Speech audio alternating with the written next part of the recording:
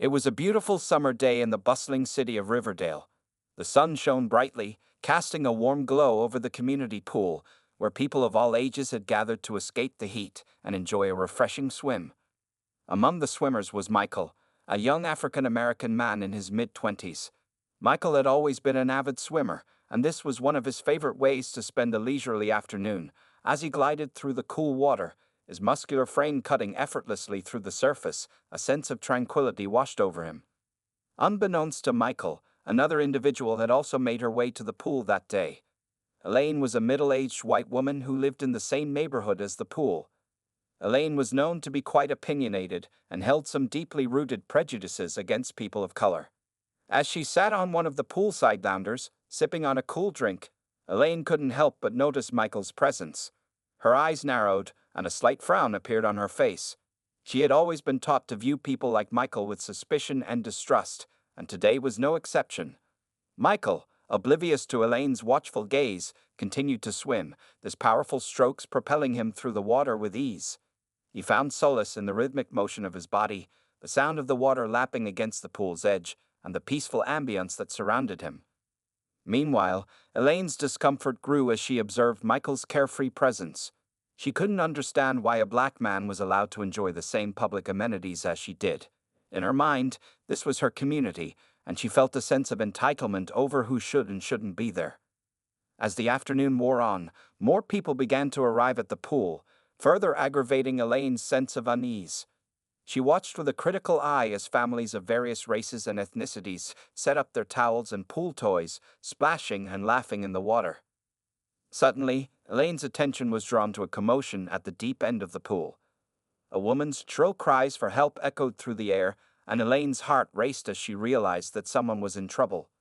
Without hesitation, Michael, who had been resting on the pool's edge, quickly dove into the water, his powerful strokes propelling him towards the distressed swimmer. As he neared the woman, he could see that she was struggling to stay afloat, her arms flailing desperately above the water. Michael's training as a lifeguard during his college years had prepared him for situations like this, and he knew exactly what to do. Reaching the woman, he grabbed hold of her and began to tow her safely back towards the shallow end of the pool. Elaine watched the scene unfold with a mixture of shock and disbelief. She couldn't believe that the black man she had been silently judging was now the one coming to the rescue of a fellow swimmer. Her prejudiced mind struggled to reconcile this reality with the preconceptions she had harbored about people like Michael. As Michael finally reached the edge of the pool and helped the woman to safety, a hush fell over the crowd that had gathered. The woman, visibly shaken but alive, looked up at her rescuer with a mix of gratitude and bewilderment. Elaine, still seated on her poolside lounger, felt a twinge of unease. She had been proven wrong, and the realization of her own biases made her deeply uncomfortable. Yet, her deeply ingrained prejudices refused to let go, and as she watched the interaction unfold, a sinister thought began to take root in her mind. As the woman caught her breath, Michael approached her cautiously, offering a towel and asking if she was all right. The woman, whose name was Elaine, looked up at him with a mixture of emotions, relief, confusion, and something else that Michael couldn't quite pinpoint. "Thank you," Elaine said, her voice barely above a whisper. "I don't know what happened. I couldn't keep my head above the water." Michael nodded sympathetically. "I'm just glad I was able to get to you in time. Are you hurt at all? Do you need medical attention?" Elaine shook her head. No, I'm fine. Just a bit shaken, that's all." Michael offered her a small, reassuring smile, relieved to see that she was unharmed. He had been trained to handle such emergencies, and his quick thinking and decisive action had undoubtedly saved Elaine's life. However, as Elaine's initial gratitude began to fade, something unsettling shifted in her demeanor. Her brow furrowed, and her gaze hardened as she studied Michael's features. The young man's kind, concerned expression was lost on her as her deeply rooted prejudices began to take over. In Elaine's mind, the fact that a black man had come to her rescue was deeply unsettling.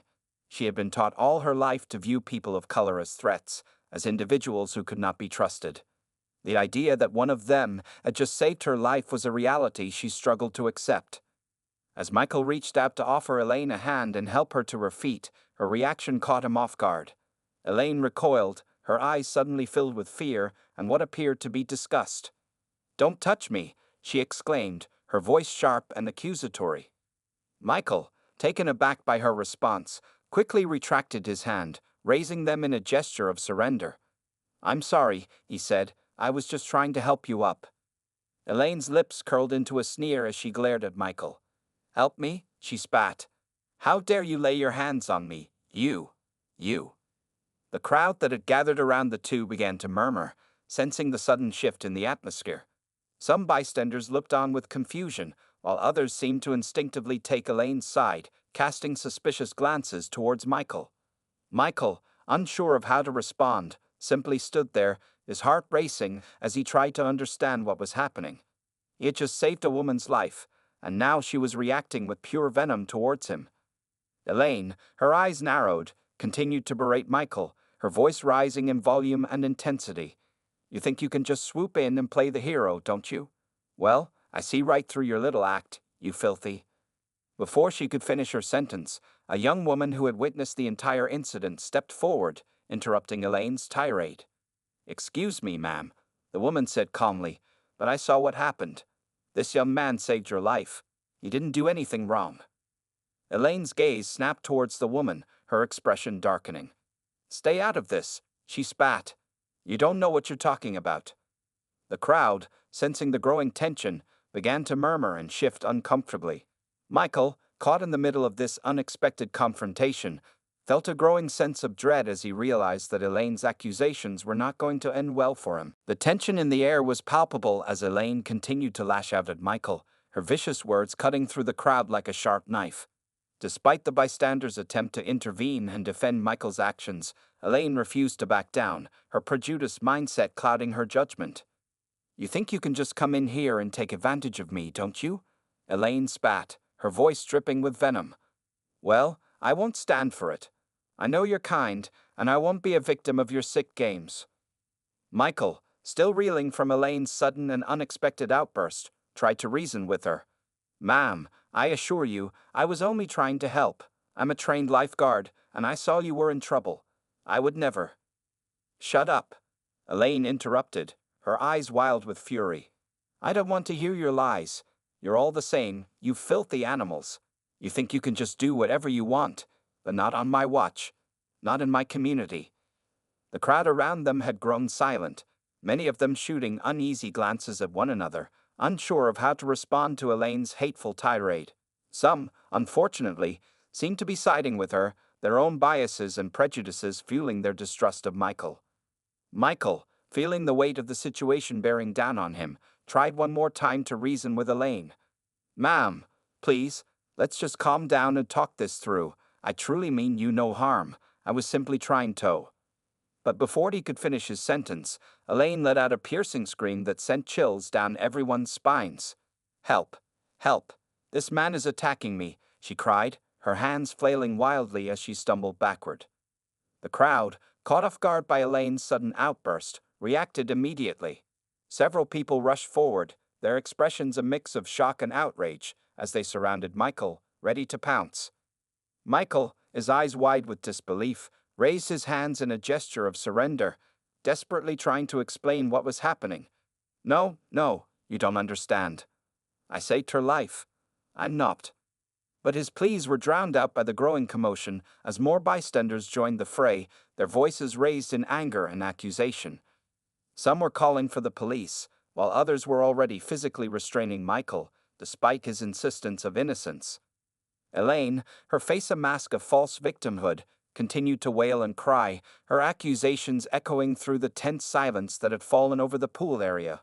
Michael, feeling his heart pounding in his chest, realized with growing dread that he was quickly becoming the target of horrific injustice. As the situation spiraled out of control, Michael knew he had to act quickly. He tried to reason with the crowd, to explain what had truly happened, but his pleas fell on deaf ears. The prejudices and biases that had been instilled in these people over a lifetime were too deeply rooted to be swayed by reason alone. Moments later, the sound of sirens pierced the air, and Michael's heart sank as he saw the flashing lights of police vehicles approaching the scene. He had gone from being a hero to a villain in the eyes of those around him, and he knew that the consequences of Elaine's false accusations could be dire. As the police officers approached, Michael steeled himself, knowing that he would have to fight for his freedom and his reputation. The battle had only just begun, and he was determined to prove his innocence, no matter the cost. As the police officers arrived on the scene, the crowd parted to allow them access to the center of the commotion. Michael stood there, his hands raised in a gesture of surrender, his expression a mix of confusion, fear, and disbelief. Elaine, her face twisted in a look of anguish, rushed towards the officers, her words spilling out in a frantic, accusatory tone. "Officers, thank goodness you're here. This man, he attacked me. He tried to sexually assault me." The officers, taken aback by the gravity of Elaine's allegations, immediately turned their attention to Michael, their hands instinctively moving towards their holstered weapons. "Sir, please step away from the woman and put your hands behind your back," one of the officers commanded in a stern tone. Michael, his heart racing, knew that protesting would only make the situation worse. Reluctantly, he complied with the officer's orders, his mind desperately searching for a way to explain the truth of what had happened. As the officers handcuffed Michael and began to lead him away, the crowd erupted in a mix of cheers and murmurs. Some people shouted words of encouragement towards Elaine, while others watched the unfolding scene with a sense of unease, their conscience slightly troubled by the speed at which the authorities had acted. Michael, his eyes pleading, tried one last time to reason with the officers. "Please, you have to listen to me. I saved this woman's life. I'm a trained lifeguard, and I saw her struggling in the water. I didn't attack her, But his words were cut short as the officers firmly ushered him into the back of the police car, the metal cuffs digging into his wrists. Elaine, her expression now one of triumphant satisfaction, watched as the young man she had just unjustly accused was driven away, his protests fading into the distance. As the police car disappeared from view, the crowd began to disperse, some of them muttering under their breath about the proper justice that had been served. Elaine, surrounded by a small group of supporters, basked in the attention, her false narrative already taking root in the minds of those around her. Michael, sitting alone in the back of the police car, felt a deep sense of betrayal and despair. He had risked his own life to save a stranger, and now he was being punished for his act of bravery.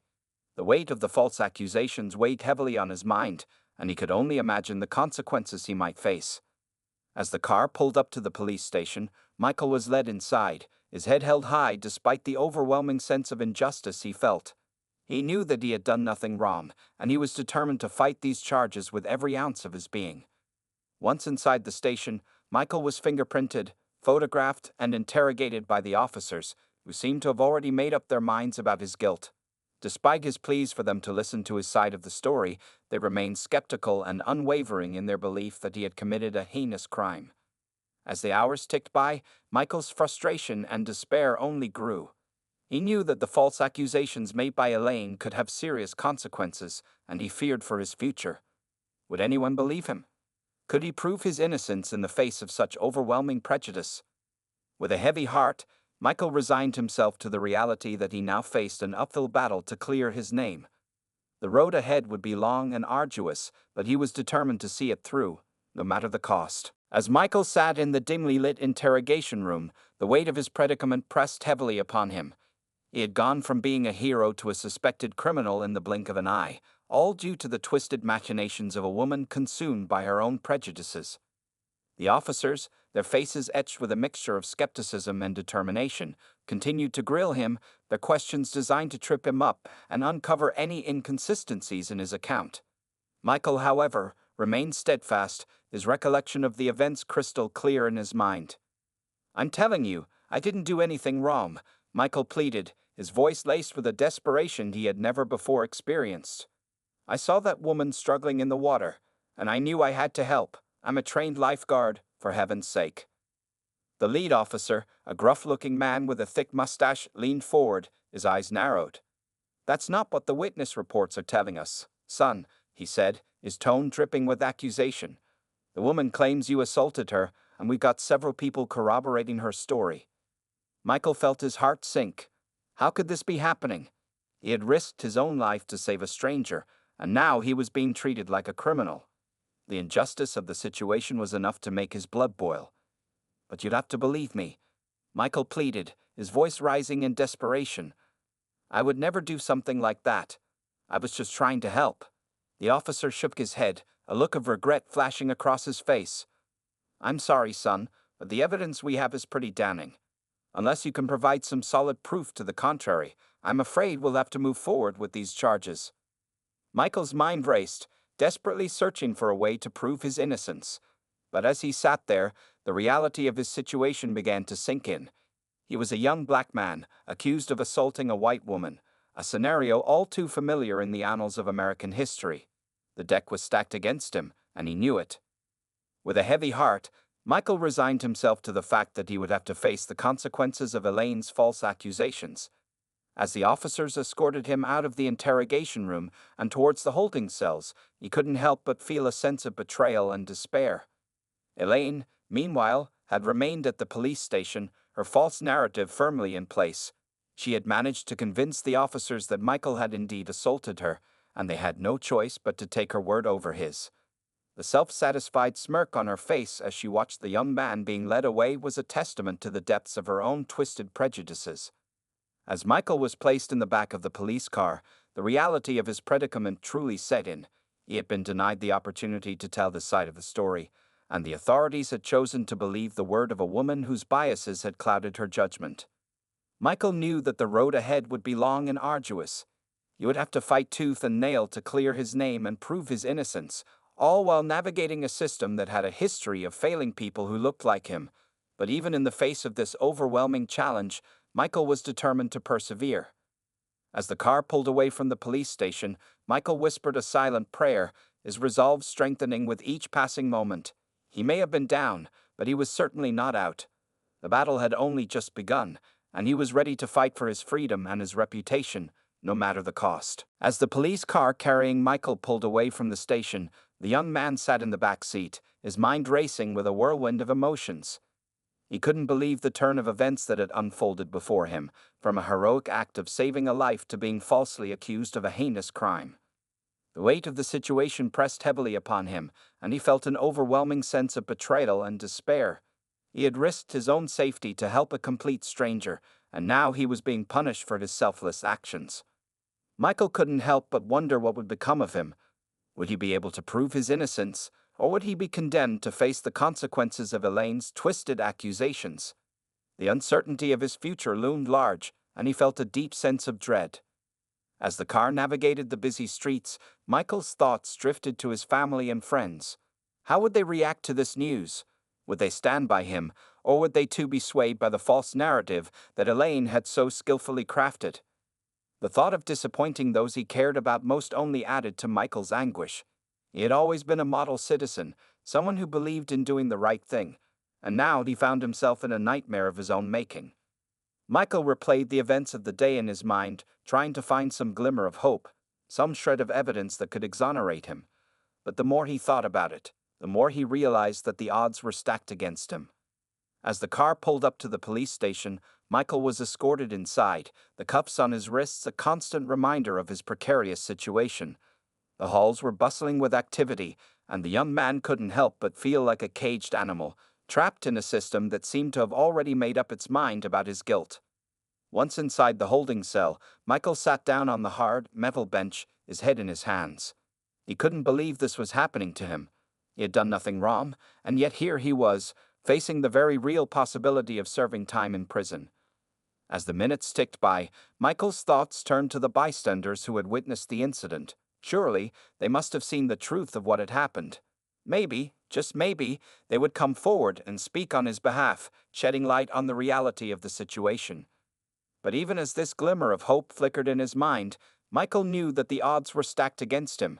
He had seen time and time again how prejudice and bias could influence the course of justice, and he couldn't help but feel a deep sense of dread at the thought of having to navigate this treacherous landscape. As he sat there, alone and vulnerable, Michael couldn't help but wonder what the future held for him. Would he be able to clear his name and reclaim his life, or would he be forever haunted by the consequences of Elaine's malicious actions? The uncertainty of his situation weighed heavily on his mind, and Michael knew that the road ahead would be long and arduous. But even in the face of this overwhelming challenge, he refused to give in to despair. He was determined to fight, to prove his innocence, and to show the world that the color of his skin did not define who he was or what he was capable of. With a newfound resolve, Michael lifted his head, his eyes filled with a steely determination. He may have been down, but he was certainly not out.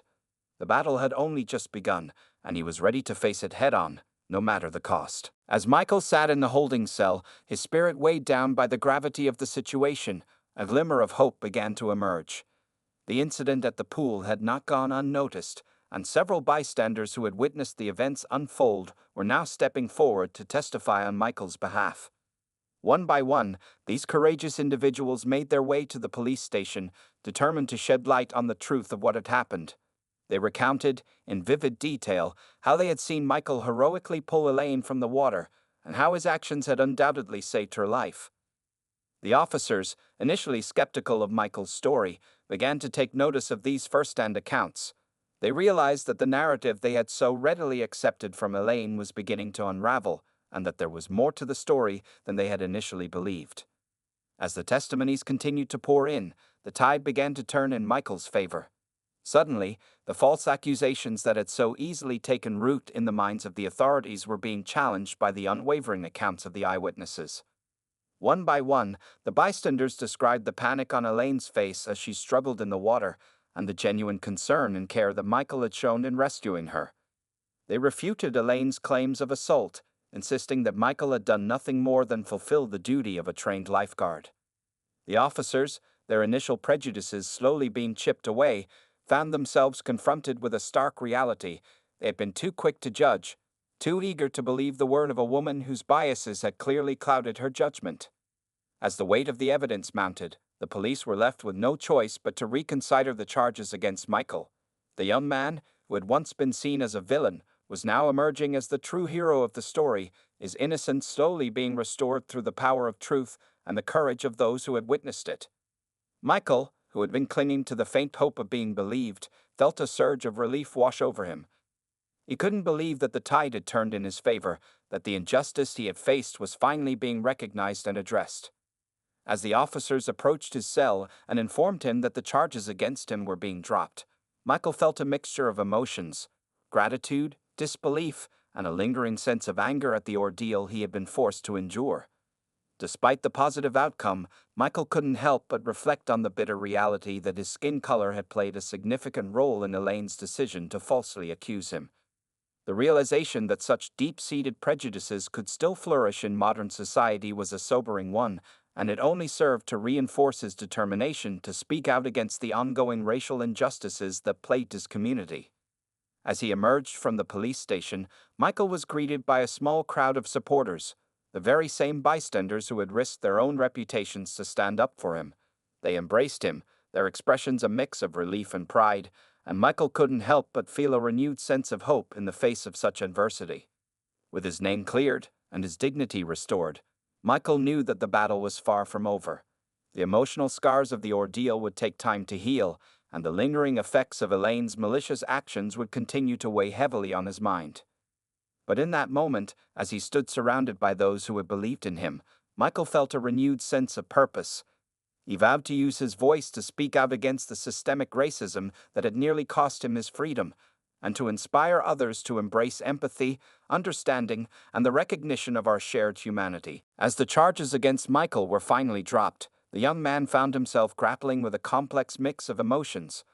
On one hand, he felt an overwhelming sense of relief and gratitude that the truth had prevailed, and that he had been exonerated of the heinous accusations leveled against him. But on the other hand, the emotional toll of the ordeal continued to weigh heavily on his mind, leaving him with a lingering sense of betrayal and anger. The false allegations made by Elaine had not only threatened to rob Michael of his freedom, but they had also shaken him to the core, forcing him to confront the harsh reality of the ongoing racial injustices that continued to plague our society. Despite the positive outcome, the young man couldn't help but feel a deep sense of disillusionment, knowing that his skin color had played a significant role in Elaine's decision to falsely accuse him. As he stood outside the police station, surrounded by the bystanders who had so courageously come to his defense, Michael felt a renewed sense of purpose. He knew that the fight against racism and discrimination was far from over, and that he had a responsibility to use his voice to speak out against the systemic prejudices that had nearly cost him his freedom. With a newfound determination, Michael began to reach out to local community organizations, sharing his story and offering his support in the ongoing battle for racial equality. He knew that his experience, while traumatic, could serve as a powerful testament to the pervasive nature of racial bias, and he was determined to use it as a catalyst for positive change. In the weeks and months that followed, Michael's story began to gain national attention, with news outlets and civil rights groups eager to amplify his message and draw attention to the larger issues of racial injustice. He found himself at the forefront of a growing movement, his voice resonating with those who had faced similar experiences of prejudice and discrimination. As Michael's profile continued to rise, he found himself being approached by individuals from all walks of life, each with their own stories of struggle and resilience. He listened intently, offering words of support and encouragement, and vowing to use his platform to ensure that their voices were heard. It was during this time that Michael also began to confront the personal impact of the ordeal he had endured. The emotional scars, while not visible to the naked eye, remained a constant presence in his life, a reminder of the trauma he had been forced to endure. Michael found solace in the support of his family and friends, who rallied around him with unwavering love and understanding. They encouraged him to seek professional help, to unpack the complex emotions that had been stirred up by the events at the pool, and to find ways to heal and move forward. Slowly, but surely, Michael began to rebuild his life, his determination to create positive change fueling his every step. He knew that the path ahead would not be an easy one, that the fight against racism and prejudice would require sustained effort and unwavering commitment. But with the unwavering support of his community and the knowledge that he had done nothing wrong, Michael was more determined than ever to be a force for good in the world. As he looked towards the future, Michael couldn't help but feel a sense of cautious optimism. The ordeal he had endured had shaken his faith in the justice system, but it had also ignited a fire within him, a desire to use his voice and his experiences to inspire others and to create a more equitable and just society for all. With each passing day, Michael's resolve only grew stronger, his commitment to the cause of racial justice becoming the driving force behind his every action. He knew that the road ahead would be long and arduous, but he was prepared to face it head-on, determined to be a beacon of hope and a catalyst for positive change in a world that so desperately needed it. As the dust settled and the initial shock of the ordeal began to fade, Michael found himself grappling with a range of emotions. The harrowing experience of being falsely accused and nearly imprisoned had left an indelible mark on his psyche, a constant reminder of the deep-rooted prejudices that continue to plague our society. Yet, despite the trauma he had endured, Michael's unwavering spirit and compassion remained intact. He had witnessed firsthand the power of empathy and understanding, as the bystanders who had seen the truth unfolding had rallied to his defense, risking their own reputations to ensure that justice was served. It was in that moment of triumph, when the charges against him had been dropped and his name cleared, that Michael made a vow to dedicate his life to fighting against the ongoing racial injustices that had nearly cost him his freedom. With a renewed sense of purpose, Michael began to lend his voice to the growing movement for social change. He spoke passionately about his experience, sharing his story with anyone who would listen, and urging others to confront the systemic biases that continue to plague our society. Michael's message resonated deeply with those who had faced similar experiences of prejudice and discrimination. He became a beacon of hope, a living testament to the power of resilience and the transformative potential of collective action. As he traveled the country, speaking at community events and participating in rallies, Michael was often confronted with the harsh realities of the ongoing battle for racial equality. He witnessed the pain and frustration of those who had been denied justice, and he felt a deep sense of kinship with their struggles. Yet, even in the face of such adversity, Michael's resolve only grew stronger. He knew that the road ahead would be long and arduous, but he was determined to use his voice and his experiences to inspire others, to ignite a fire within them that would burn long after he was gone. Through his tireless advocacy, Michael became a respected figure within the civil rights community, his name becoming synonymous with the fight for justice and equality. He forged alliances with other activists and organizations, working tirelessly to enact real, tangible change in the lives of those who had been marginalized and oppressed. As the years passed, Michael's impact only continued to grow. He became a mentor to young people, inspiring them to use their own voices and experiences to drive positive change. He lobbied for legislative reforms, working with lawmakers to enact policies that would address the systemic racism that had nearly cost him his own freedom. And through it all, Michael never lost sight of the personal impact of his journey. He knew that the emotional scars of the ordeal would never fully heal, but he found solace in the knowledge that his story had the power to inspire others, to give voice to the voiceless, and to create a more just and equitable world. As Michael looked back on the events that had unfolded that fateful day at the community pool, he couldn't help but feel a mix of emotions. The pain and betrayal he had experienced were still raw, but they were tempered by a deep sense of gratitude and purpose. He knew that his story was not unique, that countless others had faced similar injustices, and that the fight for racial equality was far from over. But with his unwavering spirit and his commitment to creating positive change, Michael was determined to be a force to be reckoned with, a beacon of hope in a world that so desperately needed it. In the end, Michael's story was one of resilience, of triumph over adversity, and of a relentless pursuit of justice.